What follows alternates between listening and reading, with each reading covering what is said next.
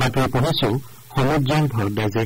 এতিয়া প্ৰধান বাতৰিসমূহ হ'ল বিত্তমন্ত্ৰী নিৰ্মলা সীতাৰমণে আজি লোকসভাত 2024-25 বিত্তীয় বৰ্ষৰ কেন্দ্ৰীয় বাজেট উত্থাপন কৰিব।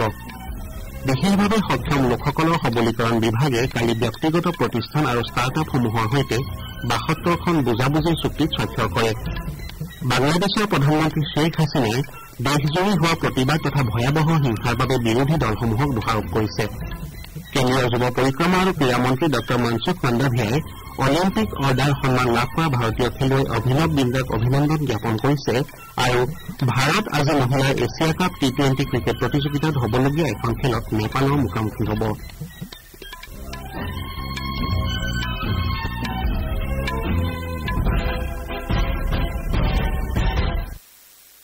এতিয়া শুনক বিতং বাতৰি।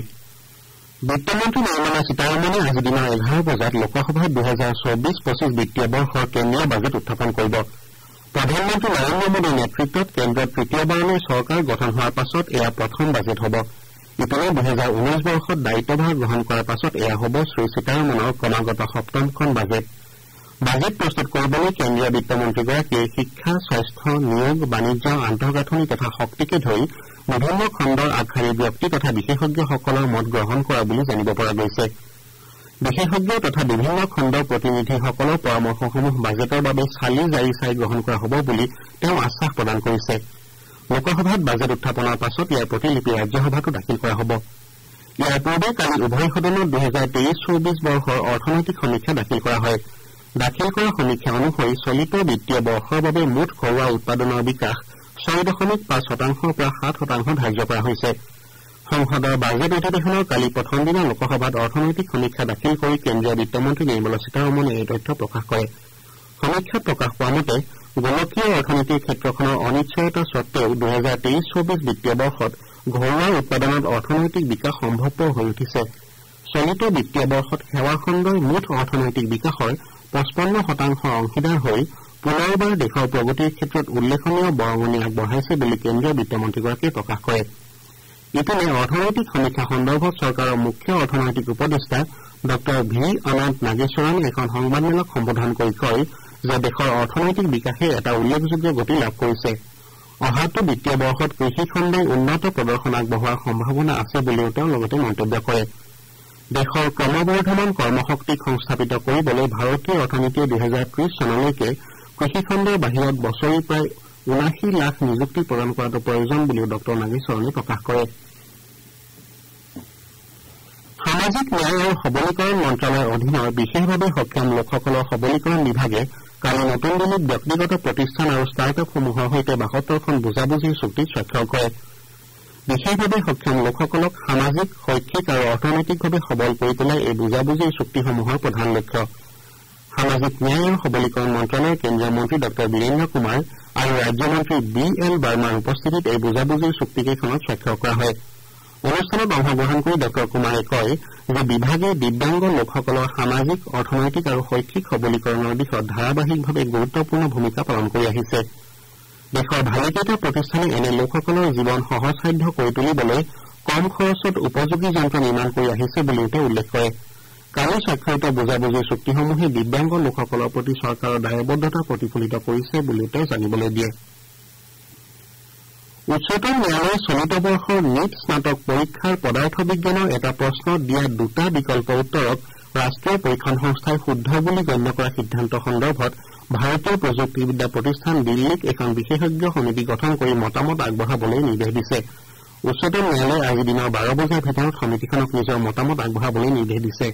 এই সন্দৰ্ভত আজি পুনৰ শুনানি গ্ৰহণ কৰা হ'ব। শ্ৰোতাসকলে বাতৰি শুনিছে আকাশবাণীৰ পৰা। अब सिर्फ सजा नहीं मिलेगी, होगा न्याय। भारतीय न्याय संहिता मतलब नया कानून 1 जुलाई से लागू। आजाद भारत के अपने कानून। अब आएगा देश में न्याय का नया दौर। सख्त नहीं अब न्याय पर होगा सबका जोर। विकसित भारत का ये है नया अध्याय। सबसे समान व्यवहार, मिलेगा सबको न्याय। सरल है, सुलभ है पारदर्शी, तकनीकी युक्त है और है स्वदेशी। इसमें है महिलाओं बुजुर्गों का सम्मान, शामिल है इसमें जन जन की आन। साथ इसके चलने का देश पर चढ़ा जुनून, ये है आजाद भारत के अपने कानून। বাংলাদেশৰ প্ৰধানমন্ত্ৰী শ্বেইখ হাছিনাই শেহতীয়াকৈ চৰকাৰী চাকৰি সংৰক্ষণৰ বিৰুদ্ধে ছাত্ৰ ছাত্ৰীৰ নেতৃত্বত দেশজুৰি হোৱা প্ৰতিবাদ তথা ভয়াৱহ হিংসাৰ বাবে বিৰোধী দলসমূহক দোষাৰোপ কৰিছে। দেশখনৰ ৰাজধানী ঢাকাত ব্যৱসায়িক খণ্ডৰ নেতাসকলক সম্বোধন কৰি প্ৰধানমন্ত্ৰীগৰাকীয়ে পৰিস্থিতি উন্নত হলে সান্ধ্য আইন উঠাই লোৱা হ'ব বুলি প্ৰকাশ কৰে। তেওঁ কয় যে দেশখনৰ নাগৰিকৰ জীৱন তথা সম্পত্তি ৰক্ষা কৰাৰ স্বাৰ্থত চৰকাৰে সান্ধ্য আইন জাৰি কৰিবলৈ বাধ্য হৈছিল। দেওবাৰে দেশখনৰ শীৰ্ষ আদালতে চৰকাৰী চাকৰিত থকা বেছিভাগ সংৰক্ষণৰ বিৰুদ্ধে ৰায়দান কৰাৰ এদিন পাছতে প্ৰধানমন্ত্ৰী শ্বেইখ হাছিনাই এইদৰে মন্তব্য কৰে। দেশখনৰ সুৰক্ষা বাহিনী তথা প্ৰতিবাদকাৰীসকলৰ মাজত সংঘৰ্ষ সৃষ্টি হোৱাৰ পাছত আদালতে এই ৰায়দান কৰে। চিকিৎসালয়ৰ সূত্ৰত প্ৰকাশ পোৱা অনুসৰি বাংলাদেশৰ শেহতীয়া হিংসা জৰ্জৰ পৰিস্থিতিত 147গৰাকী লোক নিহত হয়।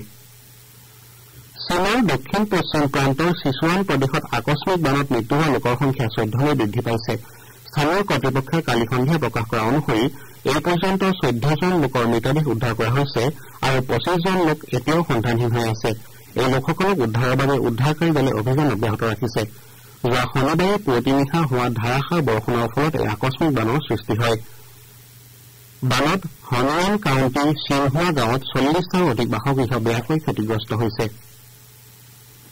কেন্দ্ৰীয় যুৱ পৰিক্ৰমা আৰু ক্ৰীড়া মন্ত্ৰী ড মনসুখ মাণ্ডাভিয়াই অলিম্পিক আন্দোলনলৈ আগবঢ়োৱা উল্লেখযোগ্য অৱদানৰ বাবে অলিম্পিক অৰ্ডাৰ সন্মান লাভ কৰা ভাৰতীয় শ্বুটাৰ অভিনৱ বিন্দাক অভিনন্দন জ্ঞাপন কৰিছে। সামাজিক মাধ্যমত লিখা এটা পোষ্টত কেন্দ্ৰীয় মন্ত্ৰীগৰাকীয়ে খেলুৱৈগৰাকীৰ এই কৃতিত্বই সমগ্ৰ দেশকে গৌৰৱান্বিত কৰিছে বুলি উল্লেখ কৰে। তেওঁ লগতে কয় যে সঁচাকৈয়ে এগৰাকী যোগ্য খেলুৱৈ হিচাপে শ্ৰীবিন্দুৱে এই সন্মান লাভ কৰিছে। খেলুৱৈগৰাকীয়ে শ্বুটিঙৰ সৈতে জড়িত খেলুৱৈসকলৰ উপৰি অলিম্পিকত অংশগ্ৰহণ কৰা খেলুৱৈসকলকো অনুপ্ৰাণিত কৰি আহিছে বুলি ড মাণ্ডাভিয়াই প্ৰকাশ কৰে। ভাৰত আজি মহিলাৰ এছিয়া কাপ টি-20 ক্ৰিকেট প্ৰতিযোগিতাত হ'বলগীয়া গ্ৰুপ এৰ এখন খেলত নেপালৰ মুখামুখি হ'ব। খেলখন শ্ৰীলংকাৰ ডাম্বুলাত সন্ধিয়া 7 বজাত আৰম্ভ হ'ব।